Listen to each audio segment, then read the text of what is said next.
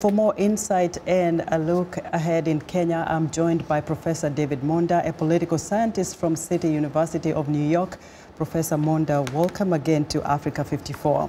Thank you for having me. Now, let's start with the violent protests that broke out soon after the IEBC declared Uhuru Kenyatta the winner of August 8th election.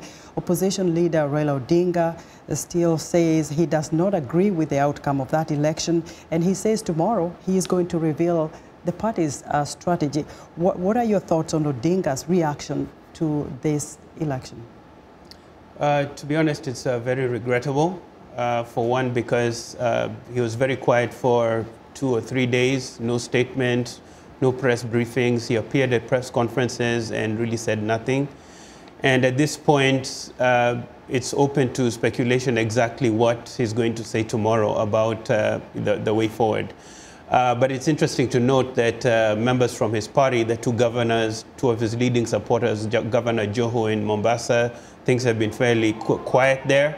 And in Kisumu, Governor Nyang' Nyong'o has been encouraging people to go back to work.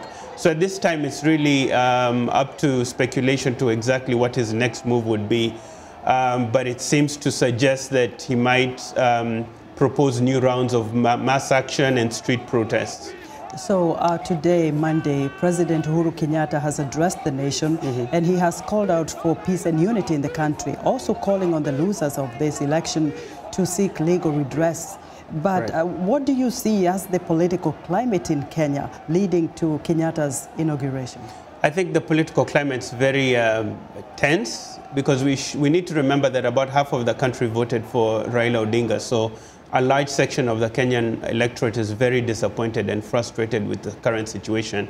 What's key going forward is to ensure that law enforcement agencies, the police and the paramilitary units are using restraint in terms of how they deal with a lot of the protesters, because we've been seeing allegations of the police using live rounds of ammunition, and there being a lot of deaths, up to 24 deaths. So this is very unfortunate. And going forward, it's very important that the government proceeds with caution, and especially in terms of how law enforcement engage some of these demonstrators from the opposition. Now, going back to Raila Odinga, the New York Times yesterday, Sunday, had an editorial putting him on the spot, actually. And I'm wondering, is Odinga on a political path to self-destruction? Can he redeem himself as a second liberator, as he has always argued? And as a statesman?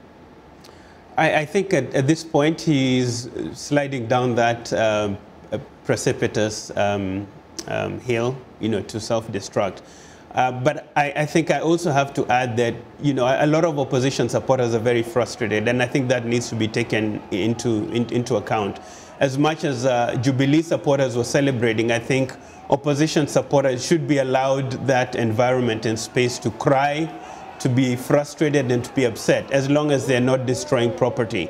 Now, it's incumbent upon Raila Odinga to set the path forward and the agenda for the opposition, clearly drawing exactly what his plans will be. It's important that he emphasize a constitutional process to challenge some of the irregularities that the opposition claim were in the elections, using the courts specifically to address a lot of these concerns.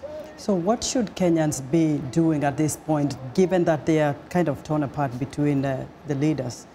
Very briefly. Yeah, very briefly, I think Kenyans need to avoid a situation where they're being used by political, by politicians to create chaos and to kill each other. But I think it's incumbent upon those in the opposition to make sure that their demonstrators are demonstrating peacefully and that they follow a legal path to seek redress. And again, on the part of the government, to ensure that there's the space for opposition to protest and to show their displeasure with the results, but also showing restraint in terms of how law enforcement controls a lot of these demonstrations. Right. Professor, we appreciate your insight. Thank you. David Monda is a political scientist from City University of New York.